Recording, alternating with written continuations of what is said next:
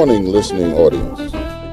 This is your host, John Nashid, on WVOX 1460 AM on your dial.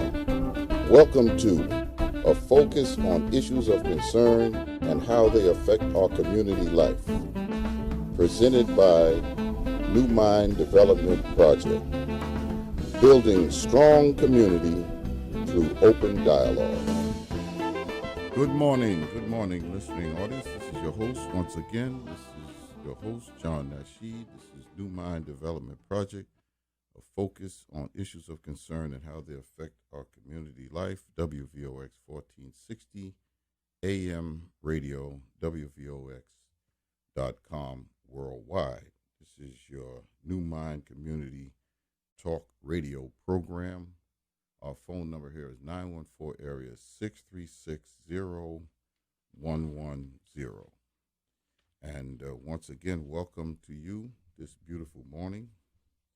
We say happy spring or whatever we say, but, we're happy when it is spring. I do know that. And I think it's best that we get out and really enjoy this beautiful day. Don't let the world, in other words, pass us by. We are happy to be here this morning, as always, and we have a guest coming in today be with us, Dr. Francis Hayden. He's a Baha'i of the Baha'i faith, and we want to know a little more about that, because how could we have unity in the world if we don't know about each other? And that's what this program and many other programs is all about.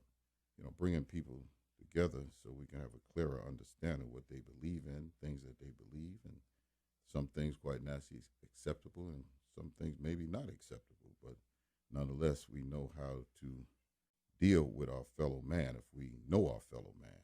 And this is a beautiful time that we're living in, and quite naturally, God knows best. I'd like to make an announcement here.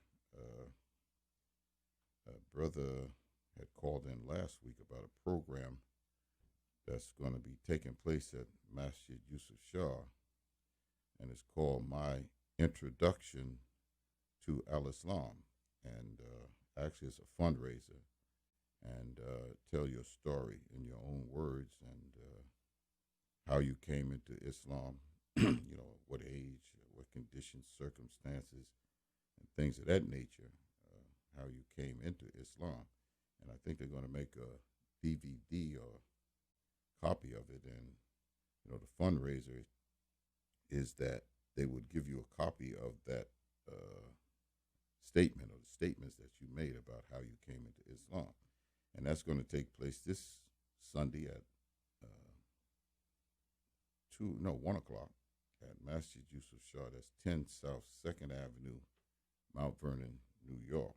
And anybody need any additional information, you can call 914 area 525-8031, and they'll fill you in on that. So we wish them well. Also next week, we want to talk about leadership in the African American community, and hopefully we can get some calls in that second half hour. And that's why I'm giving it to you a little earlier here, so you can kind of ponder it for a week for those who desire. Have the African American leadership. I'm talking about the parents as leaders. I'm talking about religious leaders. I'm talking about political leaders. I'm talking about activists in our community, African American community. Have they helped or failed the community? And, quite naturally, we have to throw in there relationship to education, incarceration, employment, and all of these different kinds of things. Where were we before 1965 civil rights signing of the Civil Rights Bill, and where we are now? And this is your host, John Nashid. This is New Mind Development Project, a focus on issues of concern and how they affect our community life. As I had mentioned earlier, we're having a guest that'll be with us soon, actually after our break at 10:30, he'll come on after the break, and this is Dr. Francis Hayden, and he's as of the Baha'i faith, and quite a few things that we would like to know about Baha'i, and what he's all about as a person. I believe he's a psychologist, and he had mentioned to me also that he would like to give some comments on post-traumatic, what is this, Dr. Leary's theories, her works or whatever. He'd like to make some comment on that also. And, we're open for that also. And quite naturally, we're looking forward to have him with us on this program. And I'd just like to welcome our guest. He just walked through the door looking kind of sharp this Saturday morning. Second day of spring. Francis, welcome. How are you today? Look right at the edge of your desk. See a little, did it go up? Okay. Good morning. Good morning. How are I'm John Nashid. I'm honored to be here. Thank you for inviting me. And glad to have you here too. And we're going to wait for about 5 minutes, and we have a break.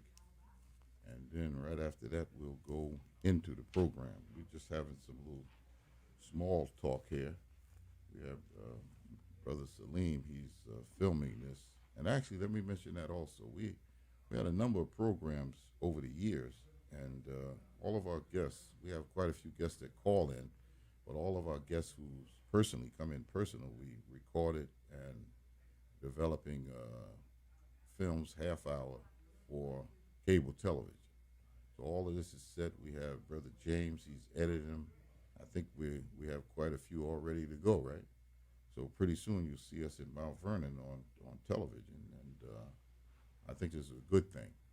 And actually it opens the door for more dialogue, because that's what we need in the world today. We need much, much, much more dialogue. And the more dialogue we have, the clearer we are on things, and the better opportunity that we have to get along. Amen to that. Yeah, and it's very important. So just a little small talk while we were preparing for the break, and after break we'll be back with our brother Francis Hayden, Dr. Francis Hayden.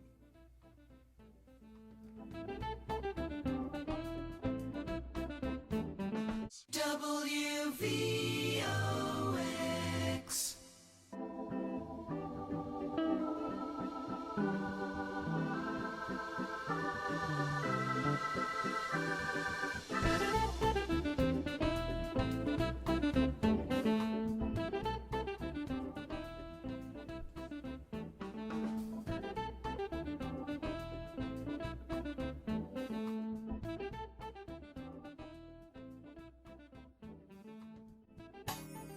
Masjid Yusuf Shah and the Muslim community of Greater New York celebrate Imam John Nashid's 45 years of service and leadership to the Muslim community and 50 years of marriage.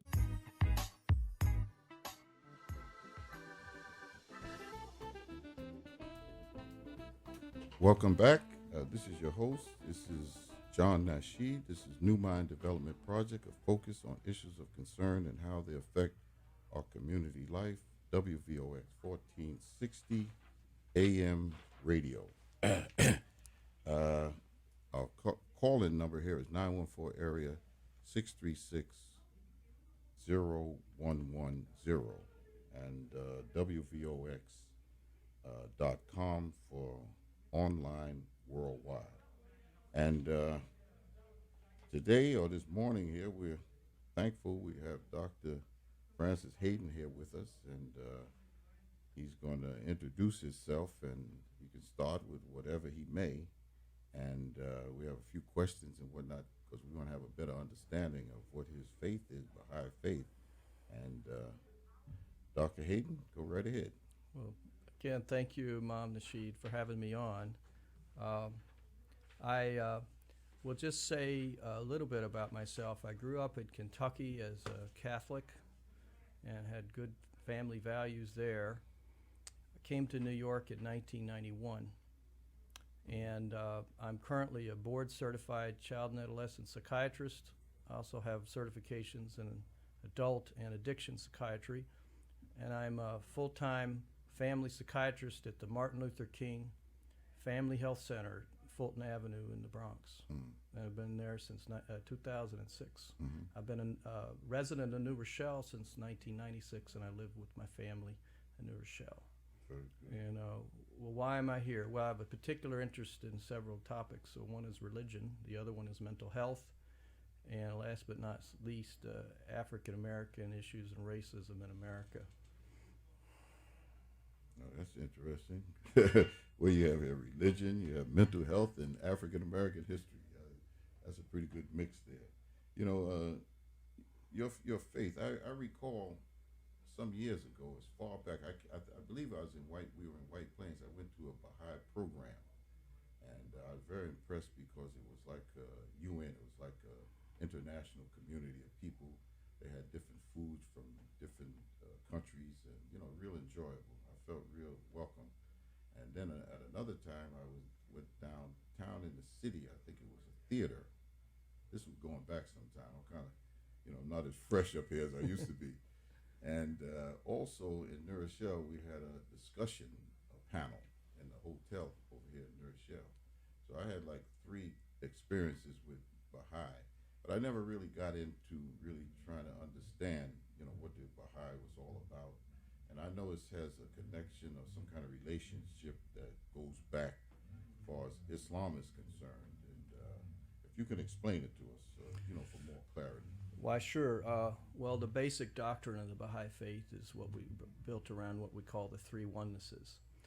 And that would be oneness of God, oneness of religion, and the oneness of humanity.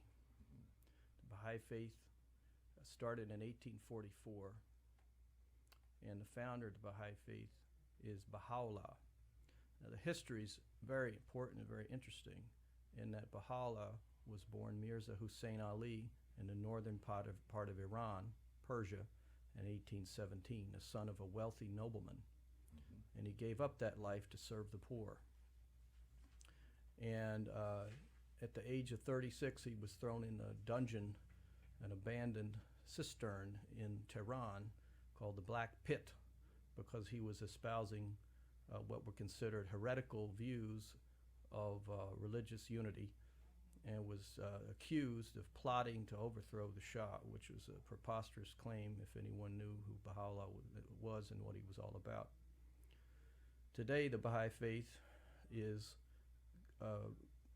listed in the Encyclopedia Britannica as the second most widespread established religion in the world, not in total numbers, but in its distribution after Christianity.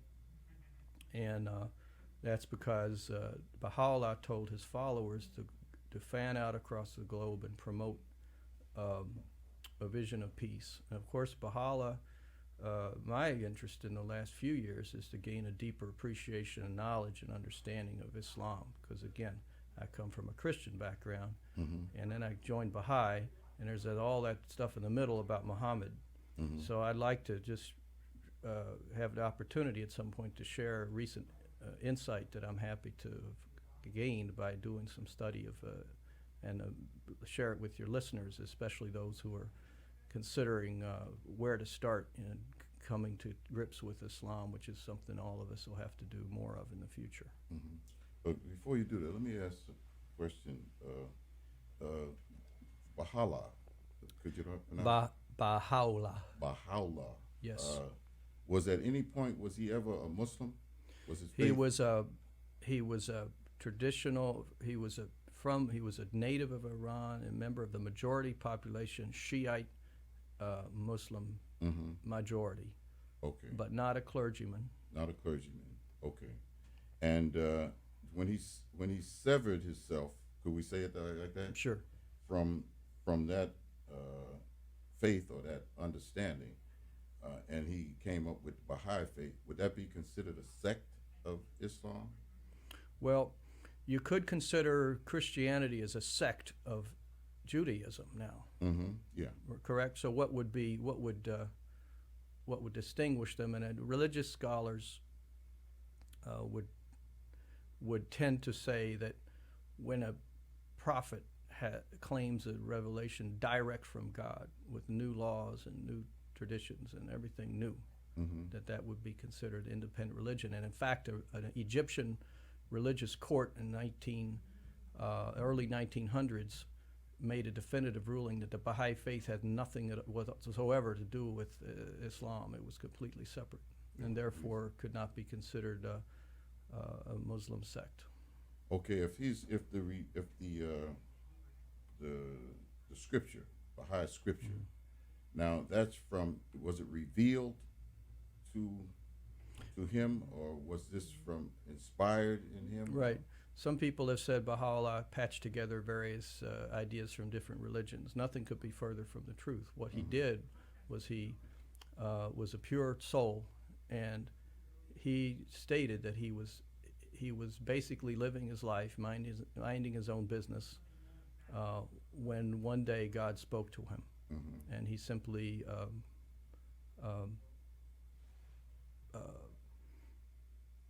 allowed the revelation to flow through him. Mm-hmm. Okay. One last question, because we want to move on to some other things. But as far as your missionary work, Baha'i missionary work, now is that missionary work is to wake people up as far as their creation or nature is concerned, or to convert them? Well, the Baha'i faith has a strong fundamental faith in an individual person's ability to discern the truth. Mm-hmm. And so we tell people about the Baha'i faith as if one would offer a gift to a king, humbly, respectfully, no strings attached, Mm-hmm. with the prayer that they would investigate for themselves. Mm-hmm. Okay, so it's like an invitation to at least check it out, so to speak. Absolutely. Yeah. Okay. All right. That's something like what we do. Dawah, or dawah is concerned, we call it. Okay. This message to the world's religious leaders from the Universal House of Justice. You know, when I was reading it, it says that one of the things here is the problem is religion, organized religion, the most formidable obstacle, and fanaticism. It was mentioning, and that was one of the problems with the leadership of the world. Am I saying that right? That's correct. Okay, and Baha'u'llah said that religious fanaticism and bigotry are a world-devouring fire whose flames none can quench. mm-hmm. Okay, and then it goes on to mention. I think I made a note here. The problem is who will control this single human family. You know, it mentions about the people in religion, the people of the world need to come together as one human family.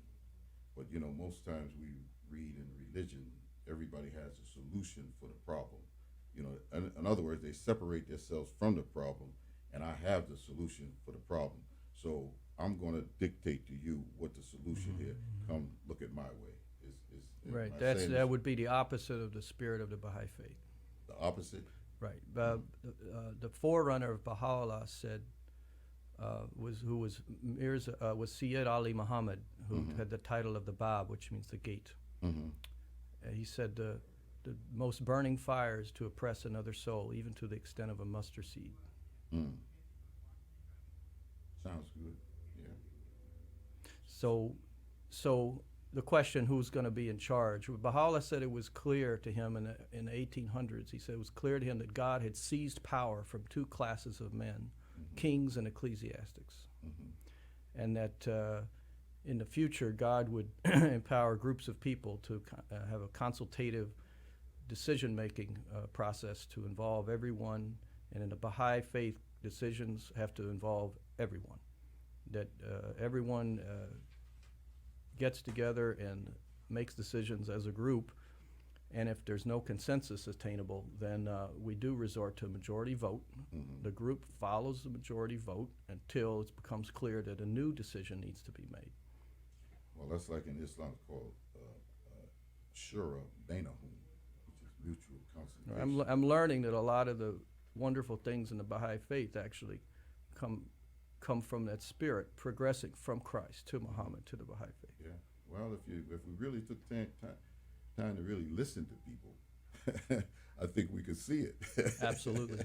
Sometimes we cut it off. We say we're too much into our own self. We don't think about other people. Absolutely. Because God, like you said earlier, He only created one people, and I think we all have at least the facility to understand what God wants. It's said in a whole lot of different ways, but I'm pretty certain that we do. So okay, let's go into another step because time is running on. I think we have about 12 more minutes here.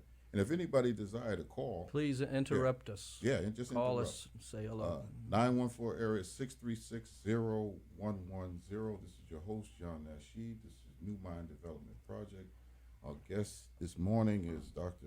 Francis Hayden. And now we want to talk about, which is, my favorite topic, because I think this is one of the topics that at least we have the most problems with here in the United States of America, racism. And this is a part of your work also, right? Yes. Okay, any way you want to address that? Well, I have often asked myself, where comes my interest in this topic? I grew up in a state where only 7% of the population was black, so this was not in my mind coming up.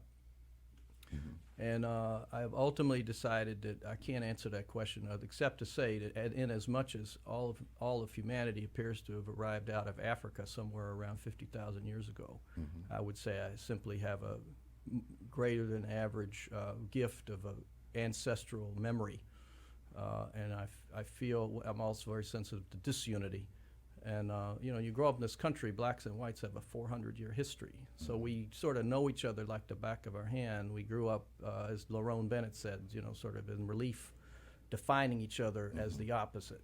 Mm-hmm. This is sort of a brother relationship in a way. Mm-hmm. But it's the alienation that we don't recognize our brothers. As I've studied the issue and put myself in situations and allowed myself to be immersed in the experience, I have come to two conclusions. One is that the old-fashioned racism is still very much alive. There are people that are just hung up. Mm-hmm. And the second thing is I'm not waiting for them, because enough people that would get together and work at it. The well-meaning people, we got enough problems talking to each other. We need to work with each other and not wait for the hardcore people to come around. Yeah. Is there a call on? Okay, caller, you're on the line. Excuse me. Hi, good morning. This is Citizen X. Citizen X, yes. How are you? I'm good. How are you? Good, very good. Thank you. And I want to thank you for your program. It's an interesting topic, interesting mm-hmm. subject, I should say. And I want to welcome your guest. I heard once, I guess I say once, like years ago, about, I can't pronounce it properly, the Baha'i faith. That's correct. And people who practice. I may have met one or two people over the years. But one thing that I was interested in is, well, when you were talking about racism just now, it was really more of a personal thing. But in the Baha'i faith, how does that deal with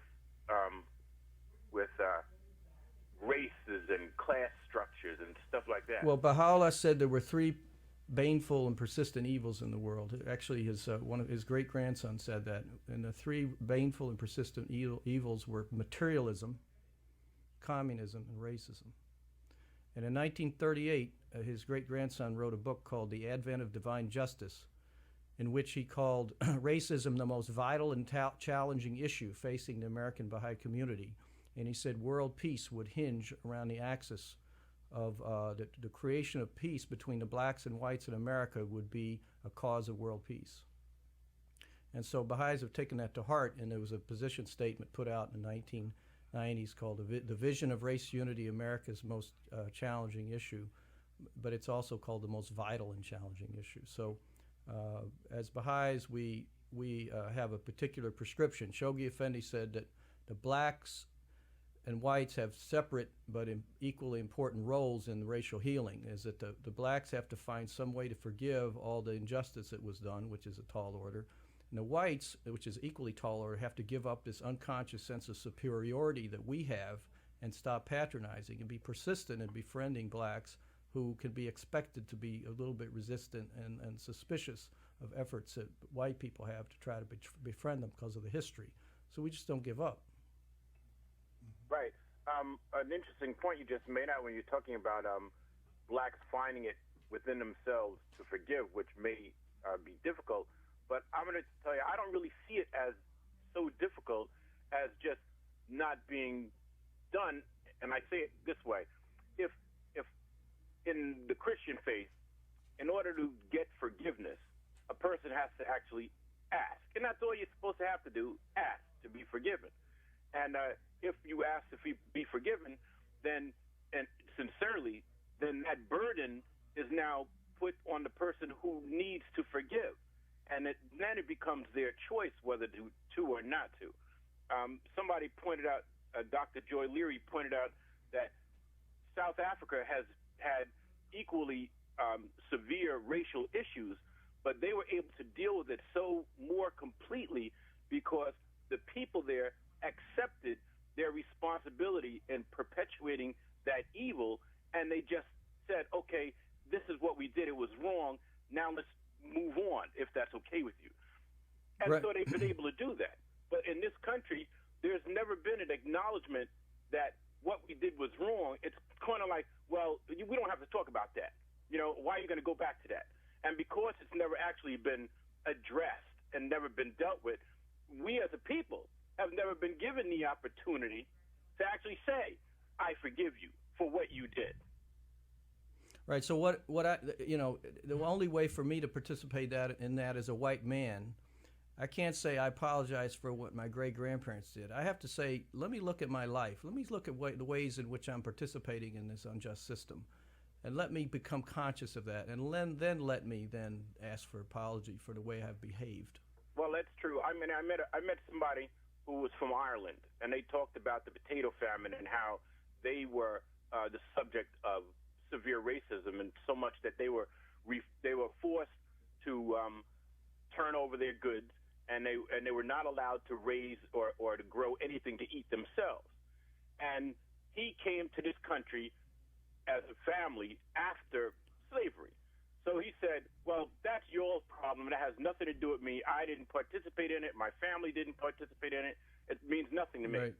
Well, but I pointed out that it does, because he makes a point of taking his son out and taking him to things and functions and participating in the benefits of what that racism has done over the years. I have a sense of, I share as sort of a sense of powerlessness in dealing with people who have those entrenched ideas, and the only practical problem I have with them is when they are in positions of power.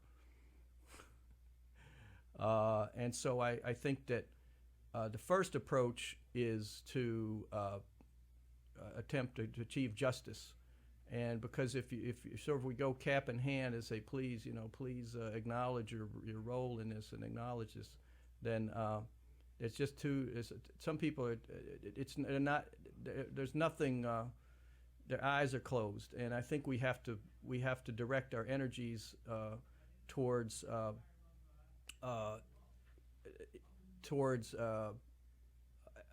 a dialogue that can actually bear fruit at this time. I understand. And then take practical steps to take some of the economic and cultural power away from people who are so blind. Now that's a tall order, because you have to do it peacefully. Citizen X. That's true. Is that it? Yes, thank you. Very good. Thank you very much. Thank you for that. Thank you for that question. You know, we have about 4 minutes, and I'd like to ask you, Dr. Hayden, President Obama, African American President of these United States of America. How do you rate him? Well, thank you for asking. I have about 3 different approaches to answer the question.